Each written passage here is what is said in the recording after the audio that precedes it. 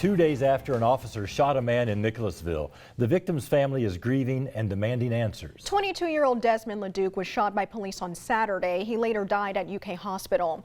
This several hours after officers responded to a call for a suicidal person.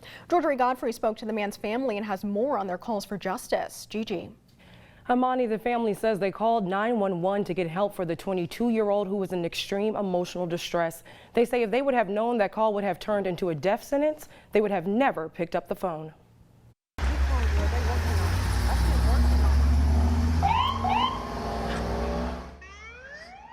They just stole the biggest part of my heart.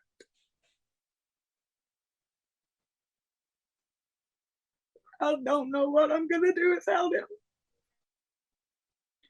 Desman Laduke's family says he was struggling with the desire to live when they decided to call for help around 10 a.m. Saturday morning. He literally just said, I can't do nothing right.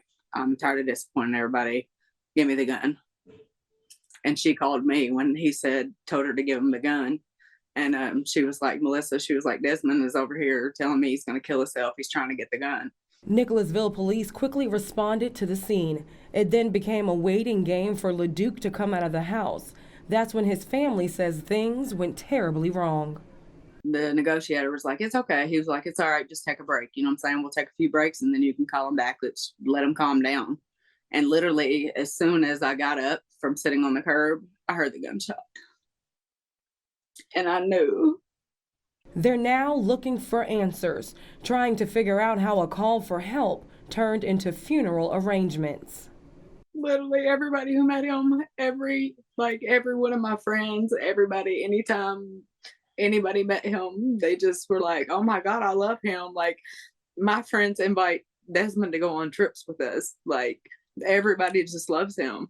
A quick search of training requirements for law enforcement officers in the state shows that crisis intervention training is not required, but Laduke's family says it should be, so other families can reach out for help without it ending in tragedy.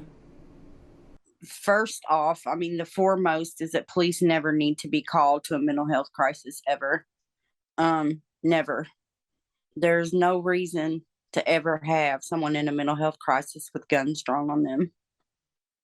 No one in that situation is ever going to feel safe and protected and okay. I am waiting to get more information on the Nicholasville Police Department's policies and procedures when responding to a person in distress. At the state level, crisis intervention training is not required, but dozens of departments have mandated it for their officers. In Louisville, the department there has taken that training a step further by introducing the Crisis Call Division program that diverts these types of calls to mental health workers instead of police. Meanwhile, Kentucky State Police have taken over the investigation, which is common when an officer is involved in a deadly shooting. Marvin, Amani.